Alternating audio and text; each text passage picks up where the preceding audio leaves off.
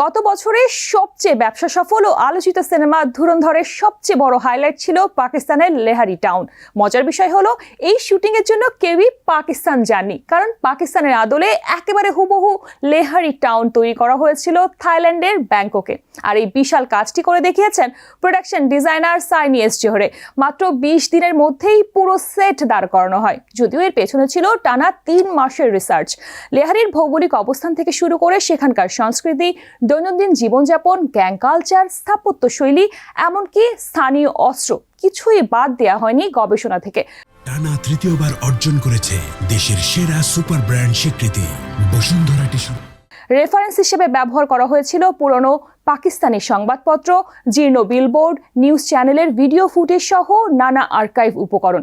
প্রায় 500 জনের একটি টিম দিনরাত এক করে এমন নিখুঁতভাবে সেটটি তৈরি করে যে সেটি একেবারে বাস্তব লেহারি টাউনের মতো মনে হচ্ছিল। বাস্তবতার মাত্রা এতটাই ছিল যে পাকিস্তানের আসল লেহারি আর থাইল্যান্ডের বানানো এই সেটের ভিডিও ভাইরাল হওয়ার পর অনেকেই বুঝে উঠতে পারেনি কোনটা আসল আর কোনটা সিনেমার সেট।